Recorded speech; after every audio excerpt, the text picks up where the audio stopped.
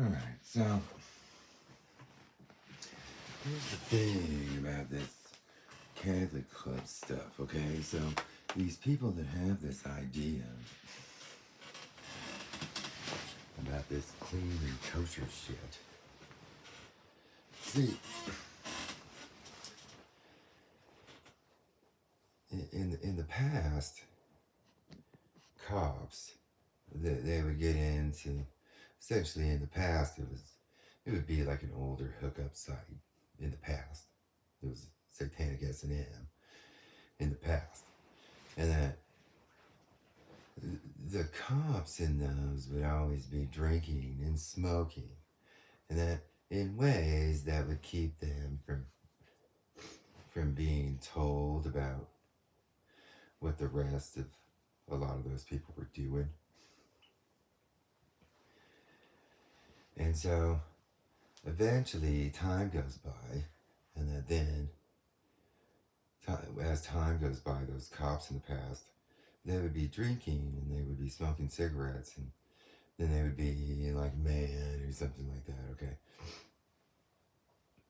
And then eventually they would stumble upon this inoculation stuff, and then they would end up seeing what people were really doing. A lot of times it involved like the satanic sex slaving of women, a lot of times. And then eventually the inoculation stuff, even though they were cops, they wouldn't be able to get anybody to like be arresting anybody, okay? And that basically like they, in the past, they would end up going into the Mason Lodge, the cops would. And then they would tell the cops what they were involved with. And then, depending on how long they were in satanic S&M, most of the time they would become like raging drunks by that time. And then they would go into the Mason Lodge, and then the Masonry, they would have them, because see, the cops that are in those S&Ms, they drink, they smoke cigarettes, and they eat pork. And then they would go into the Mason Lodge, and then the Masonry would have cops that are Masons that used to be in S&Ms or something like that. They would have them being sober because they were all drunks. They would have them quit smoking because they were all fucking man obsessed and shit. And then they would have them eating kosher. Just them, after going into the Mason Lodge. And see, that's like where that satanic S&M stuff has a specific caveat for police officers. It does. And so, when it comes, if anybody else,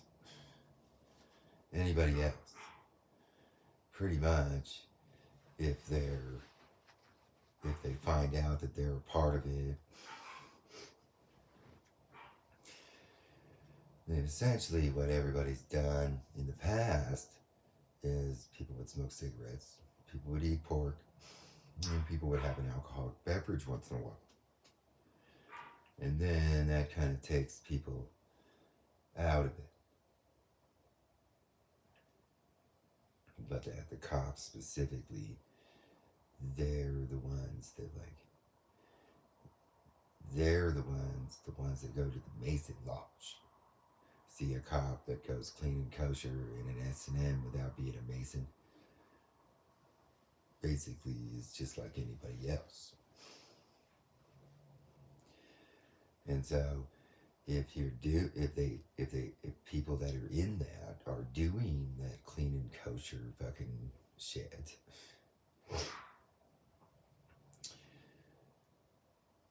essentially if they have some extortion or something, they get extorted to that. See, the cops that run into the Mason Lodge, in the past, they used to be able to collect that. Basically.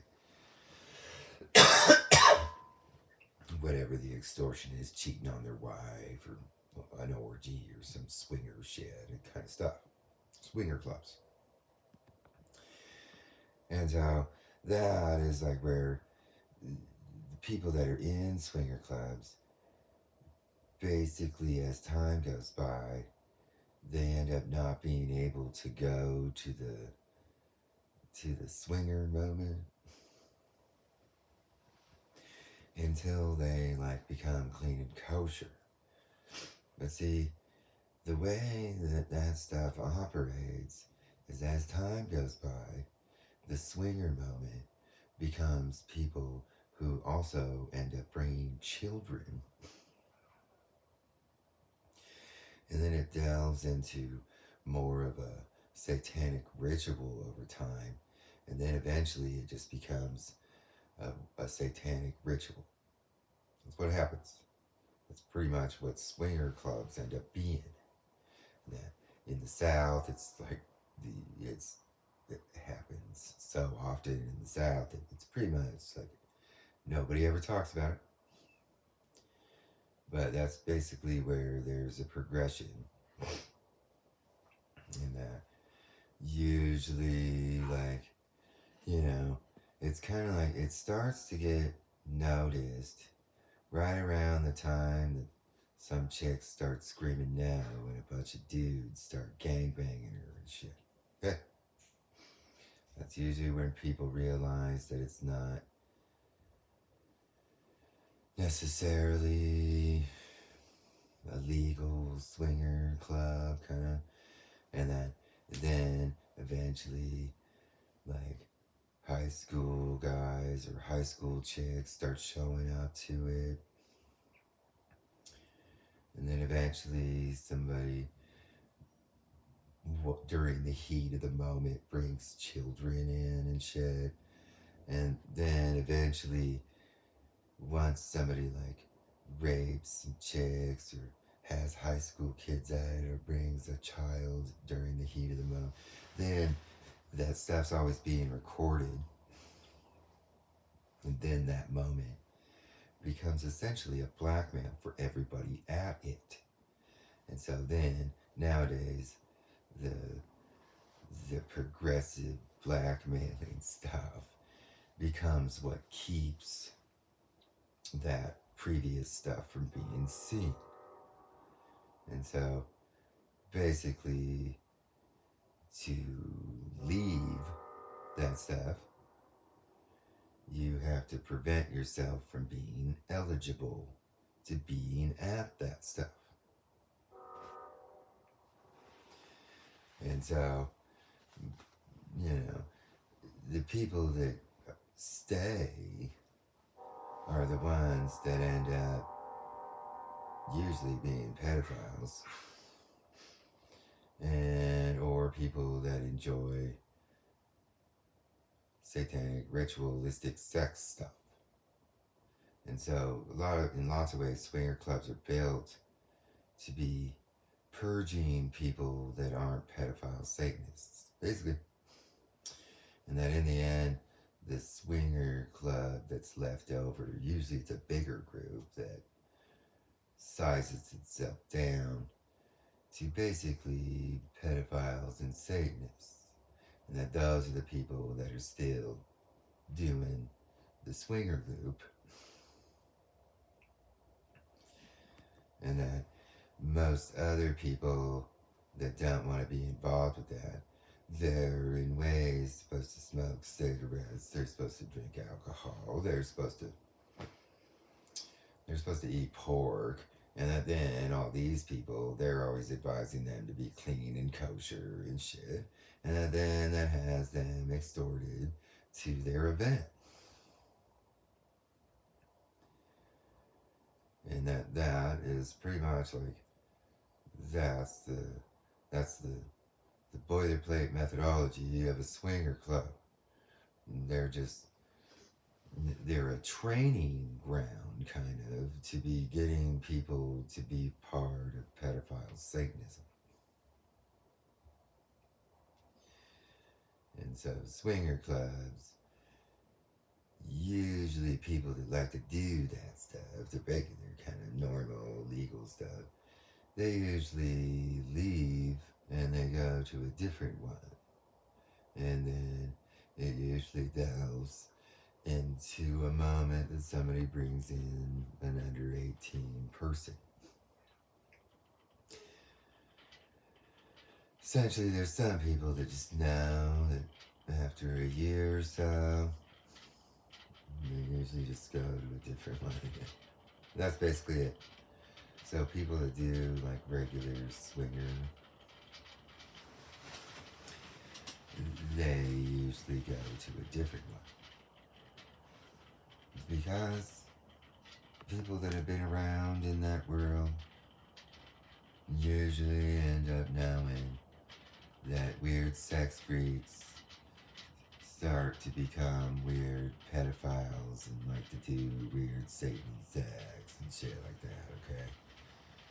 And so, when it's basically some of these, like in the Northwest, they have rock stars at these swinger clubs. And essentially, when people start doing satanic sex slaving stuff, it's usually where the ones that just like to do regular orgy swinger, they usually leave because that is like where they're always kind of searching for people that aren't like doing that shit. And invariably, every one of those usually ends up having people that are sex freaks that like doing that shit. I mean, that's just what it is. This stuff becomes more structured because everybody uses like an online database for that shit now, and that the structure of it is that. See, if it's the reality is that the only real like, you see, they have these like whips and chains built clubs that are businesses. See, those ones, they essentially, any of the sex freaks, they usually get satanically sex slaved, okay, in one. But the rest of everybody is like, it's structured to be keeping people from, I mean, this is why they have those in ways, because if it's just like online with no real governance, see those businesses that run as a whippy chain club, they're a satanic swinger club, but their business is structured on keeping it a swinger club with weird whips and chains and shit. So that is where, when it comes to like using those online databases, it gets to a point where the on dark web app that they use kind of expects it'll break down the cybersecurity if they're not uploading satanic fuck switching kind of stuff. So they usually have those dudes that like to be paddled in their ass and shit. Those women in there, they satanically sex slave those guys, and then that kind of satisfies that stuff. And then everybody else can just be basically like swingers, and then they, with that, the app, if done correctly, maintains like a cybersecurity for that stuff, and that then it's in an enclosed building that keeps that stuff from being spread all over the internet and shit. Okay, so I mean, this is where people that are doing that stuff, they should just remember that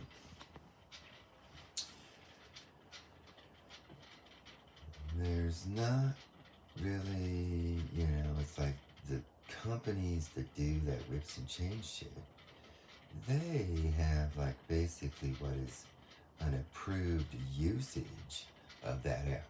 And that with that comes, they have like people that help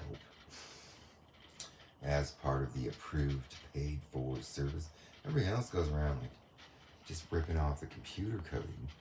And see, those are the ones. Because essentially they're ripping off Satanic S&M Corp. And that if you rip off that coding, then they don't tell you. And then those all delve into Satanism eventually.